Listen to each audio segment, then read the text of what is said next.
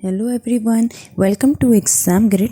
आज के वीडियो में हम पढ़ेंगे जेआरएफ अवार्ड लेटर के बारे में।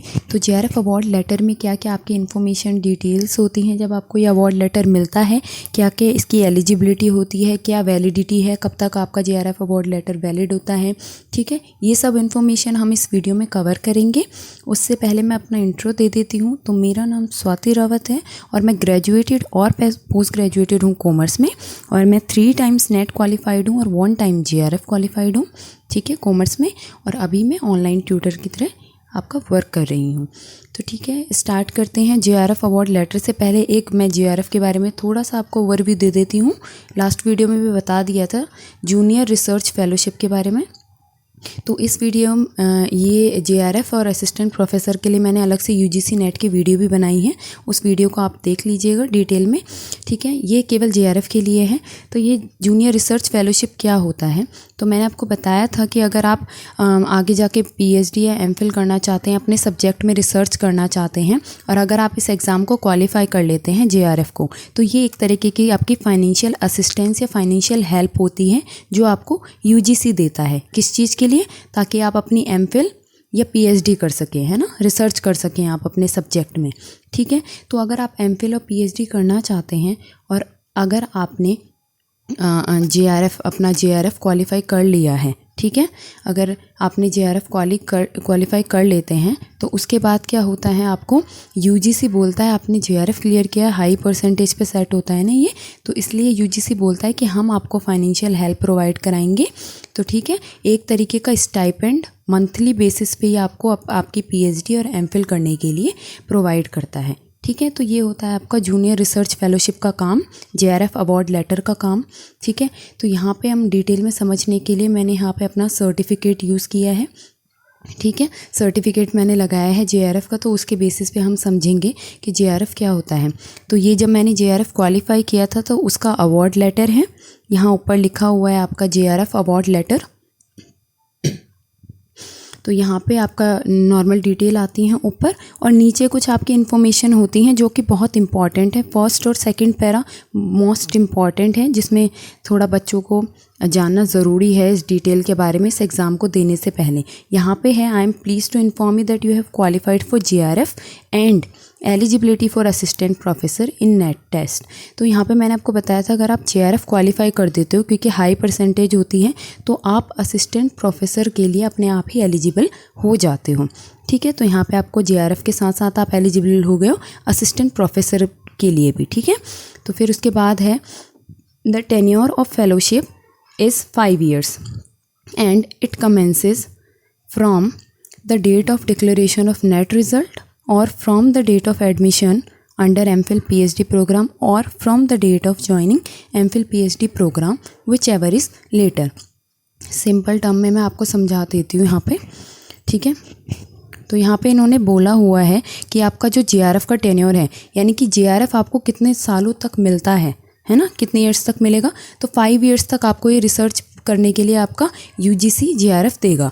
2 कंडीशन है, ये कब से स्टार्ट होगा। अब ये 5 ईयर्स कहाँ से आप स्टार्ट करोगे काउंट करना कि इस डेट से 5 ईयर्स तक मिलेगा, तो वो डिपेंड करता है 2 कंडीशन में।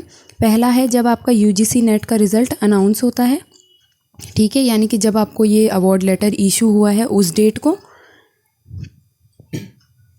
दूसरा है जब आपने एमफिल या पीएचडी प्रोग्राम में एडमिशन ले लिया है।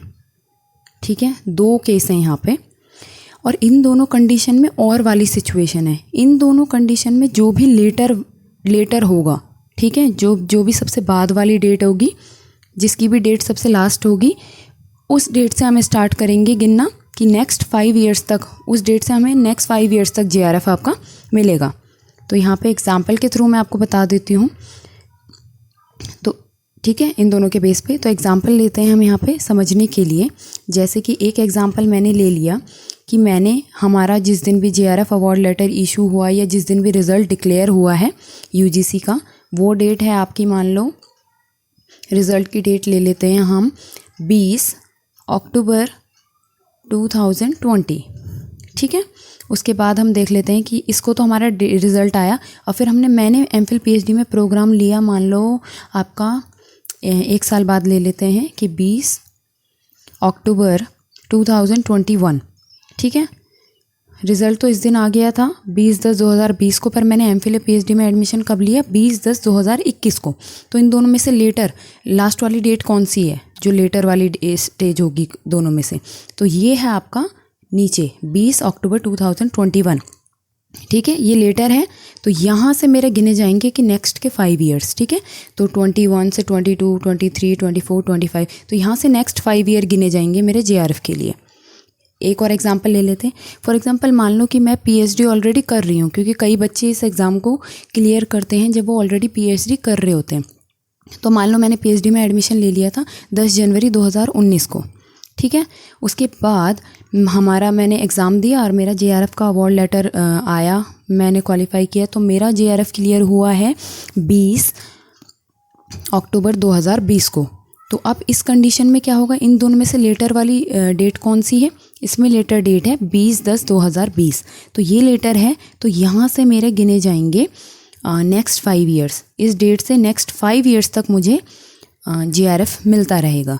बट यहाँ पे ऐसा है, पीछे पीएचडी मैंने 1 साल कर ली, 2 साल कर ली, वो मैटर नहीं करती, उसके लिए मुझे जेआरएफ नहीं मिलेगा।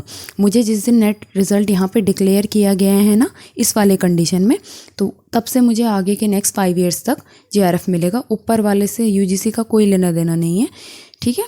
तो ये आपके 2 एग्जाम्पल हैं, इसके थ्रू आपको इजीली समझ आ जाएगा ये बोलना क्या चाहते हैं।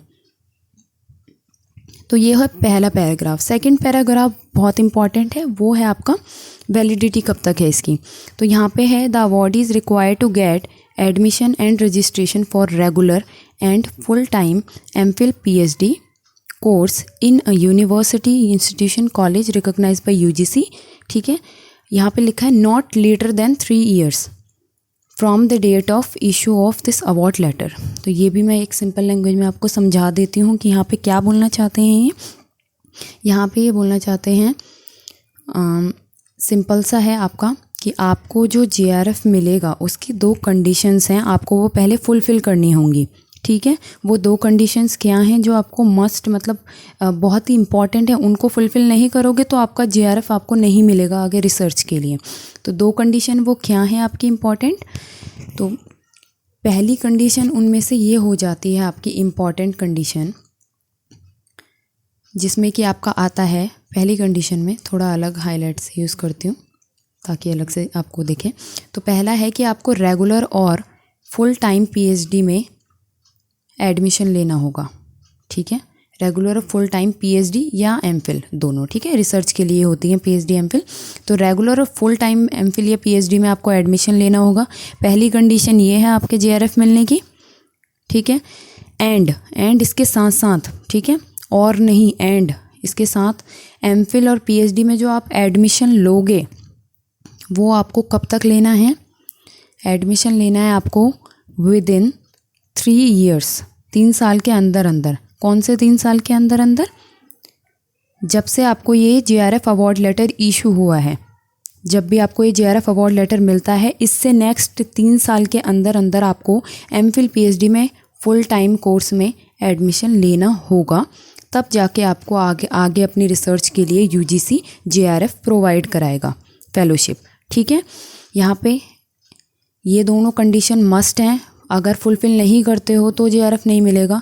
अगर जेआरएफ चाहिए तो आपको ये दोनों कंडीशंस फुलफ़िल करनी होंगी।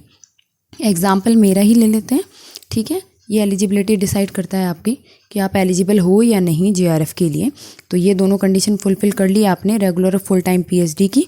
सेकंड हो गई आपकी कि एमफिल और पीएचडी, एमफिल पीएचडी के लिए आपने 3 साल के अंदर अंदर अपने एडमिशन ले लिया है। तो ये अगर दोनों कंडीशन हो गई तो आपका हो जाएगा।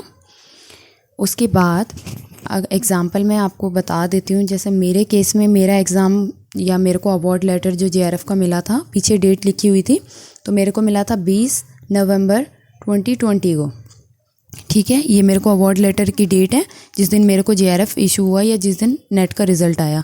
उसके बाद मेरे को एडमिशन इसके अकॉर्डिंग कब तक लेना होगा? मेरे को full time regular PhD MPhil में एडमिशन लेना होगा 3 साल के अंदर अंदर, जब से ये अवार्ड इशू हुआ है, यानी कि 19 नवंबर 2023 तक मुझे एमफिल या पीएचडी में फुल टाइम और रेगुलर बेस पे एडमिशन लेना होगा अगर मेरे को आगे रिसर्च करने के लिए ये जेआरएफ ये फेलोशिप चाहिए यूजीसी की तरफ से। ठीक है, तो ये इम्पॉर्टेंट है। अगर इस डेट तक मैं एडमिशन नहीं लेती हूँ, इसके बाद लेती हूँ, तो मुझे अपने जेब से ही खर्चा करना पड़ेगा सारा पीएचडी का, है ना। नहीं तो मेरे को दोबारा से फिर जेआरएफ अपेयर करना पड़ेगा। तो ये आपका कंडीशन 2 होती हैं कि ये अगर फुलफ़िल कर ली तो ही आपको रिसर्च के लिए जेआरएफ मिलेगा। तो ये 2 इम्पॉर्टेंट आपके थे पैरा। फाइनल जो लास्ट पैरा है वो आपका आफ्टर जब आप पीएचडी या एमफिल में एडमिशन ले लेते हो तो किस तरीके से आप अपना जेआरएफ प्रोसीजर आगे चलता है, अप्लाई करना होता है आपको कॉलेज के इंस्टीट्यूशन के थ्रू, जिस यूनिवर्सिटी में आप पढ़ रहे हो उसके थ्रू आपको बहुत सारे डॉक्यूमेंट्स या जो भी हैं एक प्रोसीजर होता है ना, उसके बारे में दिया हुआ है। बैंक अकाउंट वगैरह से रिलेटेड किस तरीके से आपको स्टाइपेंड कहाँ आपके अकाउंट में आएंगे, तो ये सब डिटेल आपकी आफ्टर पीएचडी में एडमिशन लेने के बाद की हैं। तो पहले के 2 इम्पॉर्टेंट आपके पैरा हैं जहाँ पर आपको पता चलता है कितना टेन्योर है, ठीक है, कितने साल तक आपको मिलेगी। 5 साल तक मिलेगी ज़्यादा से ज़्यादा, कम से कम अगर 5 साल से कम की आपकी पीएचडी है तो उतने साल तक ही आपको मिलेगा। मतलब अगर 3 साल की है तो केवल 3 साल तक ही मिलेगा, 5 की है तो 5 तक मिलेगा, पर 7 की है तो 7 नहीं 5 तक ही मिलेगा। बाकी आगे का आपको अपने आप ही करना होगा नहीं तो। और बाकी ये जो फाइनल वाला आपका जो पैरा है वो आपका आफ्टर पीएचडी प्रोसीजर है, मतलब अगर पीएचडी के बाद जब एडमिशन पीएचडी में आपने ले लिया उसके बाद के प्रोसीजर हैं। ठीक है, होप आपको सबको अच्छी लगी होगी वीडियो। कोई प्रॉब्लम हो कमेंट्स में पूछ लेना। बाकी thank you for watching the video and see you soon.